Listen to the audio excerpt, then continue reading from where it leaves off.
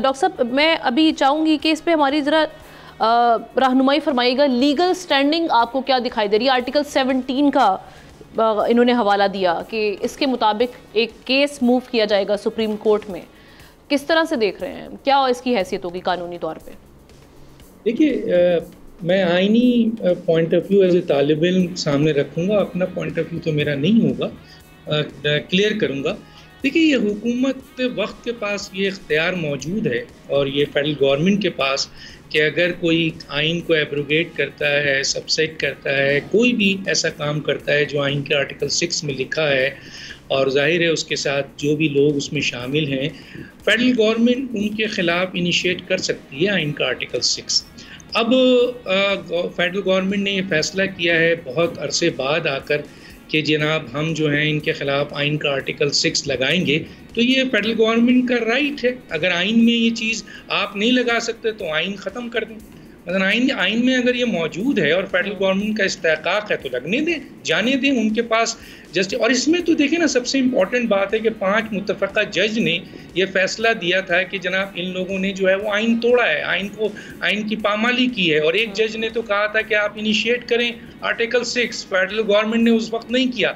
अभी जो आर्टिकल 17 का हवाला दिया जा रहा है, बहुत से ऐसे लोग हैं जिनको आइन का शायद समझ नहीं है। वो कहते हैं जी 15 दिन। देखिए, 15 दिन उस वक्त होता है जब फेडरल गवर्नमेंट कोई डिक्लेरेशन दे देती है, उसके बाद 15 दिन में।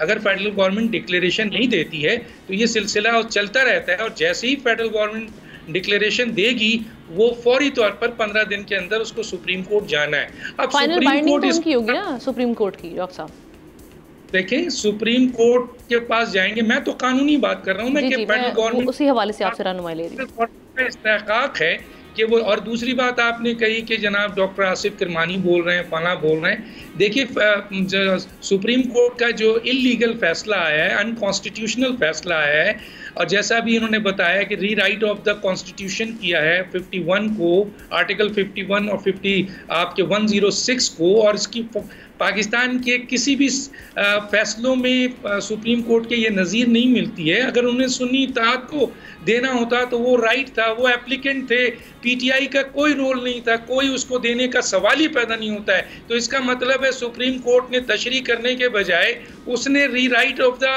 कॉन्स्टिट्यूशन कर दिया। तो कितने लोग उसके खिलाफ कॉन्स्टिट्यूशन में बोल रहे हैं? तो इस तरीके से पार्टी तो बोलती है। पहली बात तो यह है कि फेडरल गवर्नमेंट ने लगाना है, पीपल्स पार्टी ने, बिलावल ने नहीं लगाना है। और फेडरल गवर्नमेंट में पीपल्स पार्टी नहीं है, और फेडरल गवर्नमेंट में जो भी जमाते हैं उनमें किसी में इतनी हिम्मत नहीं है कि वो फेडरल गवर्नमेंट का फैसला अगर वजीर आजम कर दें तो फिर उसको कोई रद्द कर सके। जो पार्टी, आपको यहीं पे इंटरप्ट करूंगी, शाहिद खाकान अब्बासी साहब फिर ये क्यों कह रहे हैं कि इख्तियार ही नहीं है, वज़रा को ये मालूम ही नहीं है कि ये जो बात कर रहे हैं? शाहिद खाकान अब्बासी को कहिए कि किसी दिन मेरे प्रोग्राम में आके आइन, मैं तो आइन का हवाला दे रहा हूँ ना, कॉन्स्टिट्यूशन में 17 दिन, उनको पता ही नहीं होगा कि डिक्लेरेशन के बाद होता है, उनको ये पता ही नहीं है। देखिए, दो वक्त पे पार्टी पे पाबंदी लगाई जा सकती है। पाबंदी लगाने का इख्तियार आइन और कानून में मौजूद है। अगर किसी पार्टी के ऊपर आपके ऐसे केसेस आ जाते हैं जिस पे पाबंदी लगाई जाए, अब वो एक अलग बात है कि आपकी राय है कि नहीं लगाना चाहिए, उनकी राय है कि लगना चाहिए, किसी और की राय है कि मुनासिब नहीं है, सियासत में ये नहीं होना चाहिए। लेकिन कानून क्या कहता है, मैं उसको वाज़ेह कर रहा हूँ। देखिए, फॉरेन फंडिंग केस में भी इलेक्शन कमीशन ने इनिशिएट करके बॉल फेंक दी थी हुकूमत के कोर्ट में, लेकिन हुकूमत ने उस वक्त एक्शन नहीं लिया। वो चाहती तो उस वक्त पाबंदी के लिए जा सकती थी क्योंकि सारे सबूत और सारी चीज़ें मौजूद था। अब हुकूमत जा रही है और वो अदालत में जा रही है। अदालत का जिस तरीके से अभी आपका बताया उन्होंने कि उनका जहन है ही नहीं, वो एक पॉपुलर फैसला कर रहे हैं, वो एक पॉलिटिकल फैसला कर रहे हैं। हालांकि इसमें कोई शक नहीं है कि इलेक्शन कमीशन ने पीटीआई के साथ बहुत नाइंसाफ़ी की, इलेक्शन से लेकर, और उनकी जो आज़ाद उम्मीदवार को एज ए पार्टी नहीं आने दिया और सुन्नी इत्तेहाद में गया। लेकिन यहाँ तक सारी सपोर्ट है उसको, और मिलनी चाहिए सुन्नी इत्तेहाद को। लेकिन सुन्नी इत्तेहाद को देने के बजाय जो सुप्रीम कोर्ट ने पीटीआई को दे दिया, ये अनकॉन्स्टिट्यूशनल है, अनलॉफुल है। और लॉ है 3 दिन के कानून का, आप 15 दिन कैसे कर सकते हैं? आपका काम है लोअर कोर्ट को जो फैसला आया उस पर यस और रिव्यू में तो जा रहे हैं, रिव्यू में जा रहे हैं इसका। अब इसके बाद जो फेडरल गवर्नमेंट जाएगी और देखे वजीर आजम नहीं, फेडरल गवर्नमेंट जाएगी। तो काबीना और ये सारी डिस्कशन हो गई है, तभी ये इन्होंने इतना बड़ा ऐलान किया है। ऐसा हो नहीं सकता है, सियासी जमातें इस किस्म के बयानात देती हैं।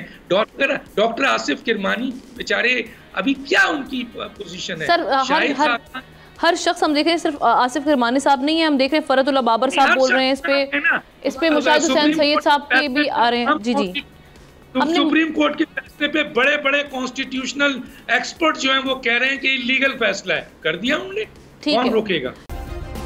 सब्सक्राइब करें और बेल दबाएं ताकि कोई खबर रह न जाए।